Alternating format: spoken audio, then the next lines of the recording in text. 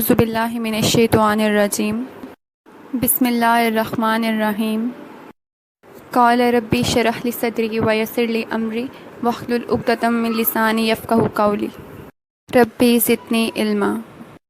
अस्सलाम वालेकुम व रहमतुल्लाहि व बरकातुहू। Sitting School System Mathematics Class 7 Lecture number 2. Date is 20 March 2021 and day is Saturday. Students, today we are going to do exercise number 5.2 from chapter number 5, square root of positive numbers. SLOs. After studying this chapter, students will be able to define a perfect square, find square root by division method and factorization method. Okay students, before starting our today's lecture, just tell me 36 is the perfect square of which natural number? Yes, very good. 36 is the perfect square of 6. Next, tell me square of 13 is what? Very good. Square of 13 is 169. Important instructions about copy preparation. Students, आपको किस तरह से काम अपनी NEET copy पे करना है उसके बारे में कुछ इंस्ट्रक्शंस है जो कि आप सबसे पहले अच्छे से सुन लें ताकि आप अपना काम उसके मुताबिक करें। सबसे पहले तो जब आपने डेट लेफ़्ट साइड पे लिखनी है और राइट साइड पे आपने डे मेंशन करना है।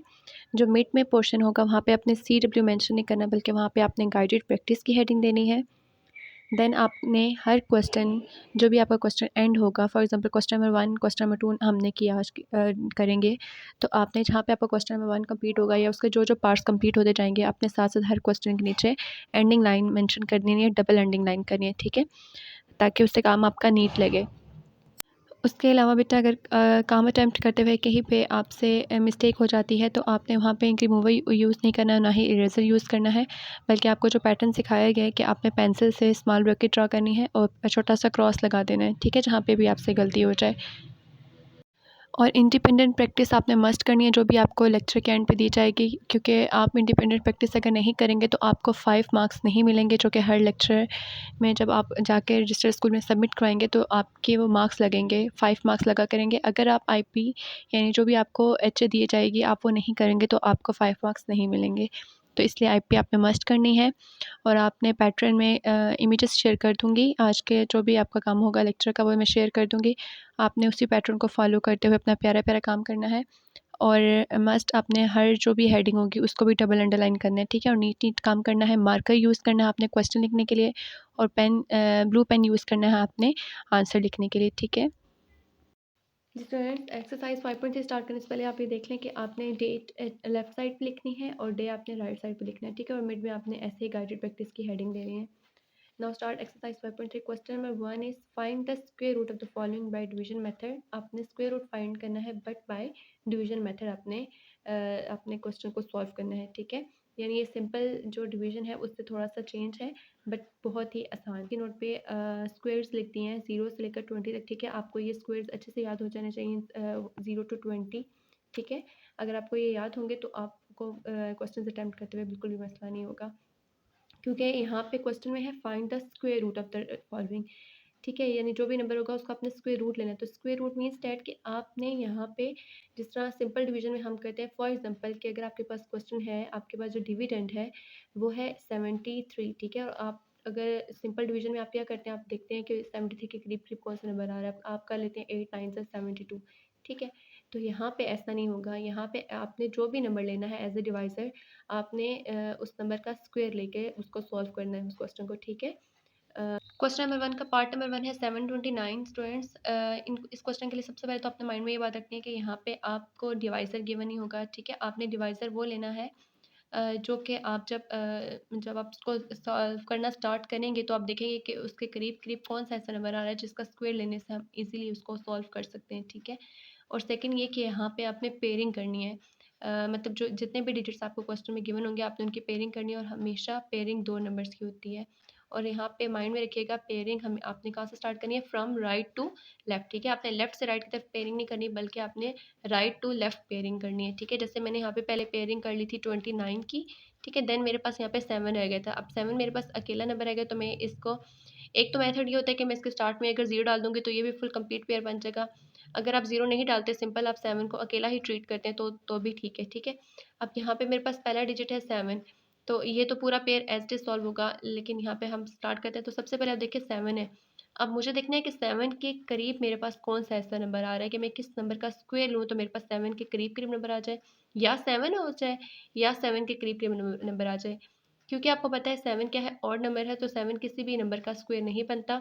इसलिए हम देखेंगे 7 के करीब-करीब कौन-सा नंबर आ रहा है। तो आपके सामने जो स्टिकी नोट पे सब स्क्वायर्स हैं, इनमें हम देख लेते हैं कि 7 के करीब-करीब कौन-सा स्क्वायर आ रहा है। तो 0 का स्क्वायर 0 होता है, 1 का स्क्वायर 1 है, 2 का स्क्वायर 4 है और 3 का स्क्वायर 9 है।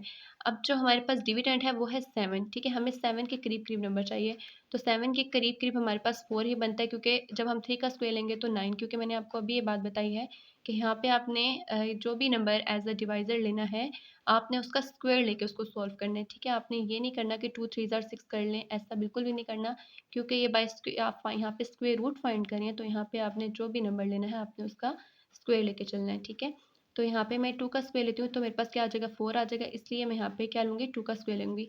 2 2 ज़ा 4, ठीक है? अब मेरे पास 4 है, मैं 7 में से 4 को माइनस करूँगी तो क्या आ जाएगा, 3 आ जाएगा। अब उसके बाद देखें, ये पूरा पेयर हमने बनाया हुआ था, तो आप जब नेक्स्ट स्टेप में आपने वैल्यू को नीचे उतारना है तो आप पूरा पेयर नीचे उतारेंगे, ना सिर्फ आप यहाँ पे 2 को उतारेंगे बल्कि आपने पूरा पेयर नीचे उतारना है, ठीक है? आपने माइंड में रखनी है बात।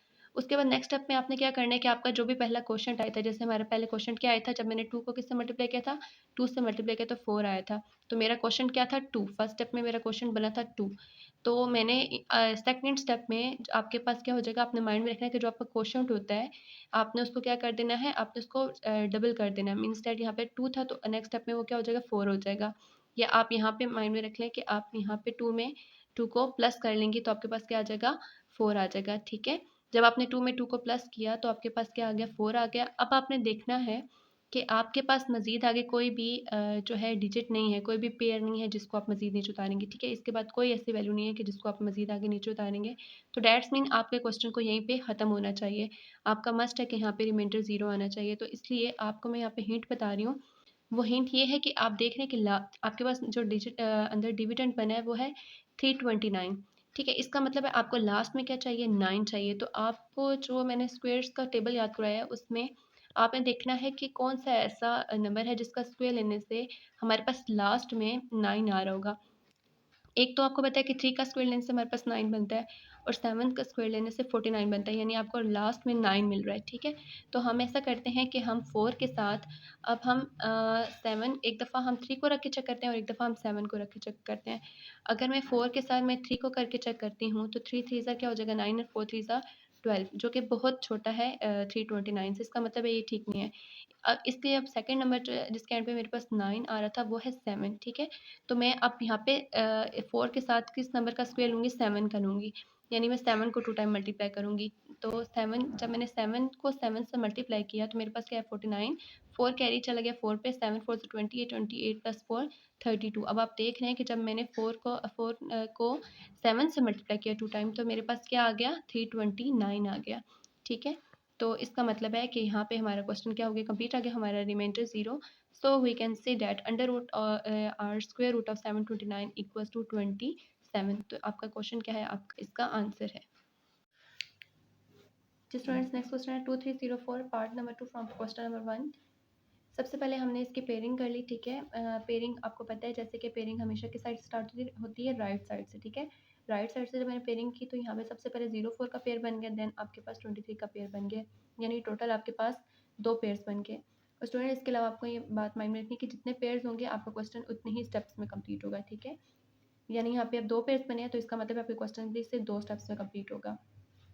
अब सबसे पहले आप देख रहे हैं कि आपके पास जो है पेयर है वो है 23।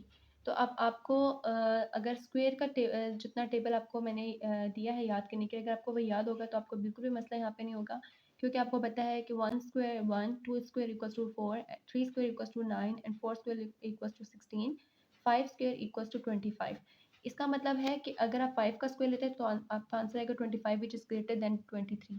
तो हमेशा हम जो है डिविडेंड वो हमेशा उसमें हम जो भी मतलब हम नंबर लेते हैं वो क्या करते हैं, डिविडेंड से क्या होना चाहिए, हमेशा या छोटा होना चाहिए या डिविडेंड के बराबर होना चाहिए, लेकिन डिविडेंड से बड़ा नहीं होना चाहिए।